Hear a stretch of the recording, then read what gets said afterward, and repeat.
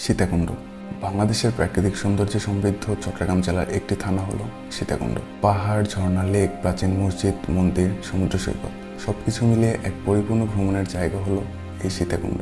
সীতাকুণ্ডের প্রাকৃতিক সৌন্দর্যের মধ্যে অন্যতম হলো সহস্রধারা 2 ঝর্ণা। এই ঝর্ণার নাম সহস্রধারা 2 হওয়ার পিছনে কারণ হলো সীতাকুণ্ডে সহস্রধারা নামে আরও একটি ঝর্ণা রয়েছে। এই ঝর্ণা দর্শনার্থীদের কাছে জনপ্রিয় হওয়ার অন্যতম কারণ হলো যাতায়াতের সহজ মাধ্যম। সীতাকুণ্ডে যতগুলো ঝর্ণা আছে তার ভিতরে সবথেকে সহজে এই ঝর্ণাতে যাওয়া যায়। আজকের এই ভিডিওতে আপনাদের সহস্রধারা ঝর্ণায় যাওয়ার মাধ্যম, খরচ সবকিছুই জানানোর চেষ্টা করব। সীতাকুণ্ড ভ্রমণ সিরিজের প্রথম পর্বে আমি মাহমুদ আছি আপনাদের সাথে, and welcome to our channel one the way. আমি এখন আছি চট্টগ্রামের অলঙ্কার বাস স্ট্যান্ডে। এই বাস স্ট্যান্ড থেকে ফেনী বা কুমিল্লাগামী যে কোনো লোকাল বাসে করে আপনাকে যেতে হবে সীতাকুণ্ডের ছোট তারকার হাট বাজারে। যারা ঢাকা থেকে আসবেন তারাও সীতাকুণ্ডের ছোট তারকার হাট বাজারেই নামবেন। চট্টগ্রাম থেকে যেতে ভাড়া লাগবে 50 থেকে 60 টাকা, আর সময় লাগবে 1 থেকে 1.5 ঘন্টা।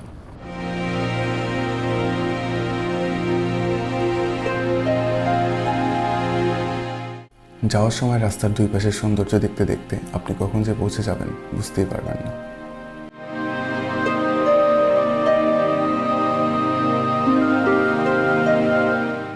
আমরা ইতিমধ্যেই ছোট তারকার হাট বাজারে চলে এসেছি। ঢাকা চট্টগ্রাম হাইওয়ের পাশেই অবস্থিত এই ছোট তারকার হাট বাজার। এখান থেকে একটু সামনে গিয়ে সিএনজি নিয়েই সরাসরি চলে যাব সহস্রধারা ঝর্ণার টিকিট কাউন্টারে। এখানে সিএনজি ভাড়ার বিষয়টি আপনাদেরকে জানিয়ে রাখি। প্রতি সিএনজিতে ভাড়া নেবে 100 টাকা। সেক্ষেত্রে যদি আপনারা একসাথে 5 জন আসেন তাহলে একজনের ভাড়া পড়বে 20 টাকা। আর যদি আমার মতো একা আসেন তাহলে হয় অন্য কোনো গ্রুপের জন্য অপেক্ষা করতে হবে, নাহলে একাই একটি সিএনজি নিয়ে যেতে হবে। সৌভাগ্যক্রমে আমি একটি গ্রুপের সাথে জয়েন হতে পেরেছি এবং আল্লাহর নাম নিয়ে ঝর্ণার উদ্দেশ্যে যাত্রা শুরু করেছি। দেখেন অবস্থা, এত রোদ ঝলমলে দিন দেখে বাসা থেকে বের হলাম, আর সিএনজিতে উঠতে না উঠতেই বৃষ্টি শুরু হলো।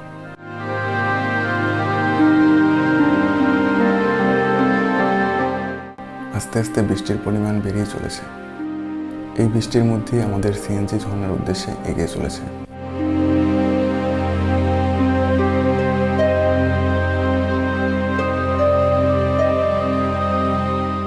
একটু সামনে গেলেই আপনি এরকম সুন্দর দৃশ্য দেখতে পাবেন।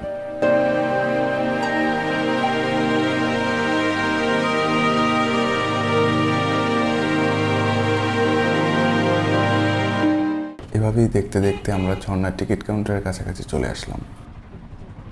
সামনে এই মুরব্বি যে বাসগুলো নিয়ে যাচ্ছে, এগুলো পাহাড়ে ট্রেকিংয়ের ক্ষেত্রে অনেকটা সাহায্য করে থাকে। তবে যেহেতু ঝর্ণায় যেতে কোনো পাহাড় পার হওয়া লাগে না, সেহেতু এখানে এই বাসগুলো না নিলেই ভালো হয়। সামনে যে দোকানটি দেখতে পাচ্ছেন, এটি একটি খাবার হোটেল। আপনারা চাইলে দুপুরে খাবার বা হালকা নাস্তা এই দোকান থেকে খেয়ে নিতে পারেন। আমি এখন টিকিট কাউন্টার থেকে টিকিট কাটবো। ঝর্ণার প্রবেশ মূল্য 20 টাকা, আর বোট ভাড়া যাওয়া আসা বাবদ 60 টাকা। আপনারা চাইলে পাহাড়ি পথেও যেতে পারেন, তবে যেহেতু আমি সহজে যাওয়ার বিষয়টি আপনাদের সাথে শেয়ার করব, তাই আমি বোটে করেই যাব। টিকিট কাটা শেষ করে এই লম্বা সিঁড়ি বেয়ে আমাদের সহস্রধারা লেকে যেতে হবে।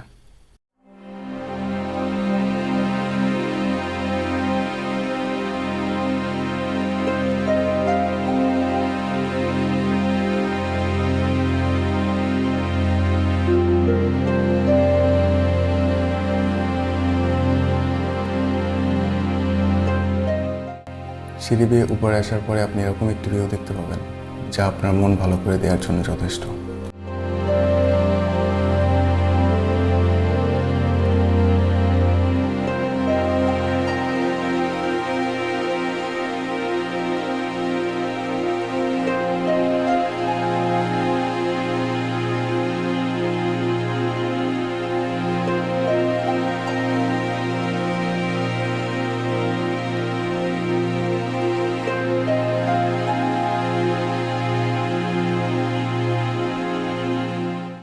আমি এখন বোটে উঠব।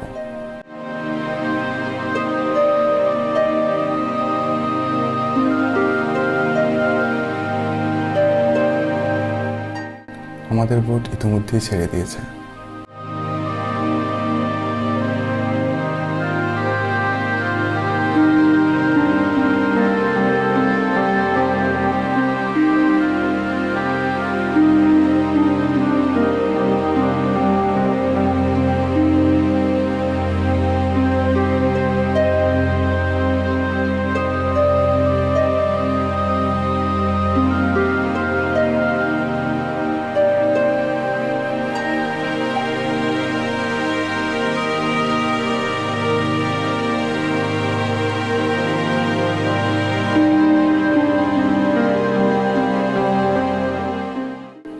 মোটামুটি 6-7 মিনিট পরে আমরা লেকের অন্য পাশে এসে পৌঁছে গিয়েছি। দূরে যে মানুষগুলো দাঁড়িয়ে আছে তারা মূলত এখান থেকে ফেরার জন্য দাঁড়িয়ে আছে। এখানে 2টি বোট থাকায় দর্শনার্থীর পরিমাণ বেশি হলে এভাবেই বোটের জন্য অপেক্ষা করতে হয়। বোট থেকে মোটামুটি এক প্রকারে যুদ্ধ করে আমার নামতে হলো, কারণ বোট ফেরার পরেই মানুষজন নামার আগেই বোটে উঠে পড়েছে।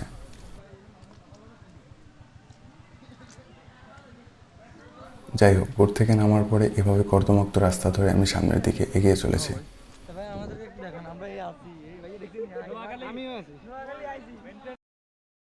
এবং অবশেষে আমরা বহুল প্রতীক্ষিত সেই ঝর্ণার দেখা পেলাম। মহান আল্লাহ তাআলার কি অপরূপ সৃষ্টি, সুবহানাল্লাহ।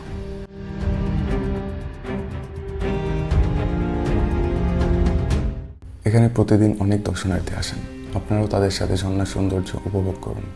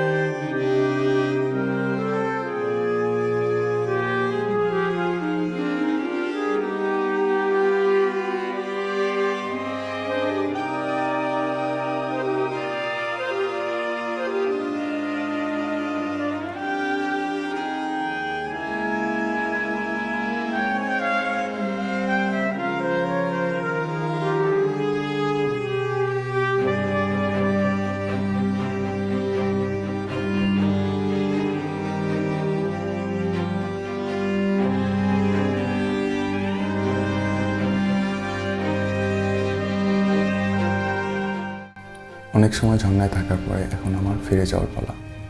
তবে যাওয়ার আগে একটি কথা আপনাদেরকে বলতে চাই, যারা এখানে আসবেন দয়া করে আপনাদের পানির বোতল, চিপসের প্যাকেট এভাবে ফেলে পরিবেশটা নষ্ট করবেন না।